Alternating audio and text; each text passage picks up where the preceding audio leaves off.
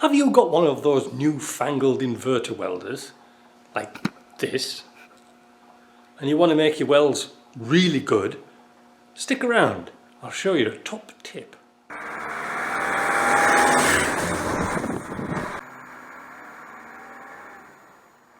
The inverter welders have made DIY and small shop welding more affordable. You can get some really good welds with these things, because this particular machine here will do stick welding and MIG welding, which is great for me, so then you don't need two machines. But how can you get a good weld? Like this, see the thickness of that plate? That was done with that. Now before I was struggling a bit. Why? It's the grounds.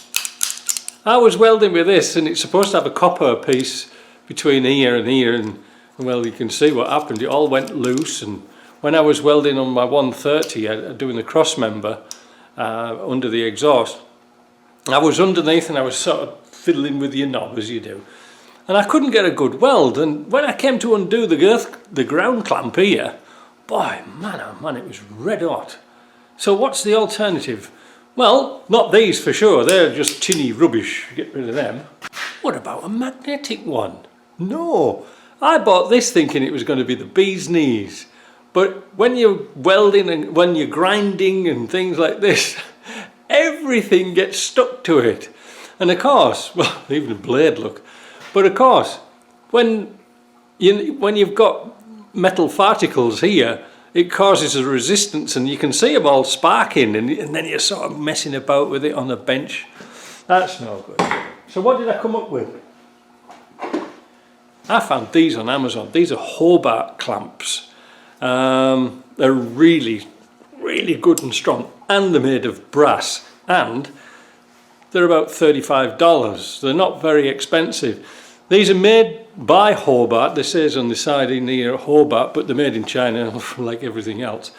But you're not going to get metal stuck to them. It gives a really good positive ground.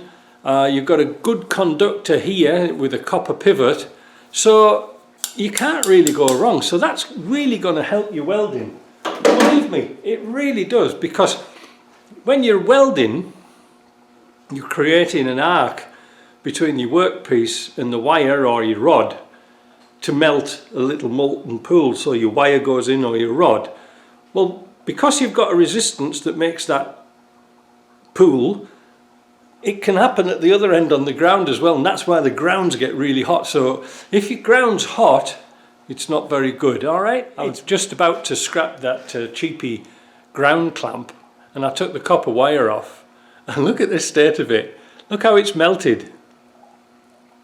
Not good. Back to the video. Right. It's really simple, but it will improve your welding no end. And also, one other top tip, a lot of people buy these MIG welders and just use CO2. CO2 is too cold. This was done with argon CO2, a lot better gas. You might have to pay a little bit more for it, but you can see there, I haven't cleaned that up at all. This is only a bit of scrap, but I haven't cleaned that up at all. And it makes a nice clean weld, not splatter everywhere. So there you go, that's how to do that. See ya.